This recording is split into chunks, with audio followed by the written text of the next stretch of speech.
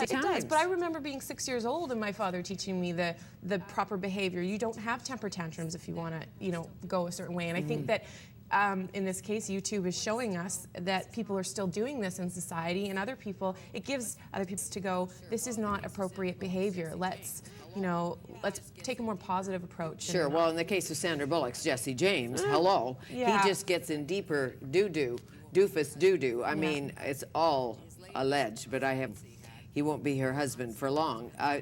His latest, he's in a Nazi hat with a Nazi pencil mustache or a Hitler pencil mustache. I mean, it's before. Oh, there he is. Who would have seen? But this is, where was this one posted? Was it on Facebook or was it actually it wasn't in US Weekly, was it? I'm not sure. Okay. Anyway, it says US something. Yeah, it says US Weekly up there. That when you're looking at the picture, again, being more accountable to things, we don't know what the context is of these pictures, right? Like, you could be doing something innocent or joking around, and then it can be completely misconstrued. The same way you write an email and you don't know who's going to take it on the other end. Well, the mere fact it's connected to his alleged sex addiction. Yeah. What does that mean? It just adds to the mess. I think it comes down to the fact that you have to understand that no matter who you are, public eye, or whether you're, some quiet person living your private life, media has now made it possible for us to be, everything is public. Sure, so you have to be use careful. your head. Yes. In a business sense, LinkedIn sense, people want to link in their business contacts. Any problems with that? I haven't seen a lot of problems. There's speculation over how effective it is. I think that whether or not we're getting measurable results out of our social. LinkedIn, for example, is known for doing really well with their recruiting. Like, you can find a lot of people that are looking for jobs that have great resumes on there. They're trying to, I know, connect CEOs, and because I get messages all the time, join the CEO group, and you'll meet other CEOs with interests. But whether or not this is actually working, it's still debatable. So Facebook or LinkedIn, you're doing business. You're a CEO of massive media. Are you on LinkedIn? Are you on Facebook? I'm on LinkedIn and I am on Facebook. I use Facebook for both business and personal.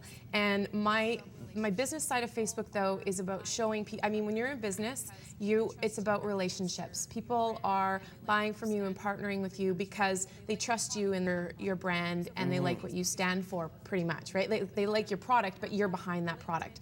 So for me, Facebook is a way for people to get to know me a little bit better in that light. LinkedIn, there's no personality to it. It's very much like, this is my resume, this is my job credentials. Can we introduce and connect each other that way? Which, in theory, it's nice to knock out the personal side, but I think that there's something to be said for the relationships in business. Well, there's something to be said about who gets it, who sees this. If I send this to you, who sees it? The cynic. Not sure I want to give this information to anyone. Fair enough. I mean, you can set up different profiles. I do that on my Facebook, where I've got personal pictures of cruises and all this, like, family vacations that only certain people see. And then I have my Tech Lens albums that, are company photo shoots or events that we've gone out to, and my business contacts see those. So it's about how close a friend are you, so you can be different names. Are you on the family friends list or on the Tech Lens list? Or the other list? one. Yeah. Okay, so you tweet. All of that, I'm sure. Using Diane Ferris has a new show at her gallery in Granville about social media and how artists are using social media and connecting on social media and creating on social media.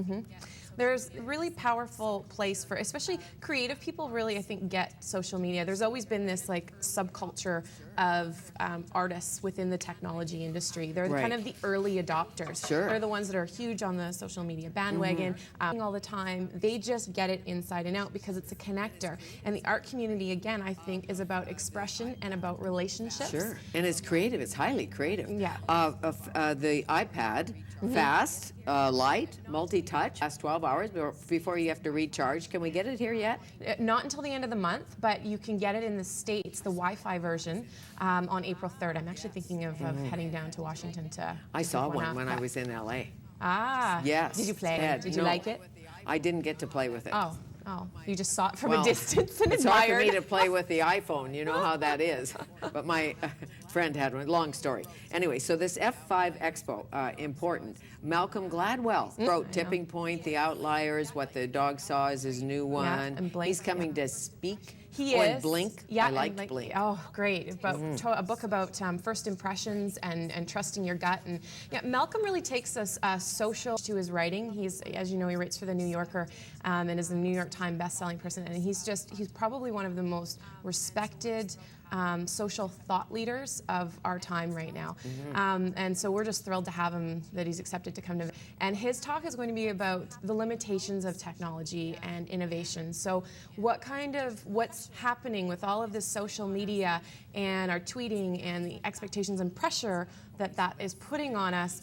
What are the downside to that, and how do we balance it all? Okay, so that's 3 o'clock. He's speaking on April 7th. Can anybody go to the F5 Expo? Yeah. Anybody interested? It's a trade show and conference. We've got phenomenal speakers all day long and panel discussions with interactive, like you can tweet your questions in the middle of discussion and it might be brought in. And so there's like Facebook, Microsoft, Google, Yahoo, all those big guys are there. The trade show kicks off at 9, the conference kicks off at 8:30, and it goes all day long, and then we have a reception in the evening as well. Great. See you, Nice to see and you read too. about Marcia McLuhan. I will. Doug Copeland. It's John Ralston Saul's series on biography. It's really good. Coming up, he has a wheelbarrow full of spring plants to encourage you to spend some of your weekend in the garden. Wim van der Zem is in the build next.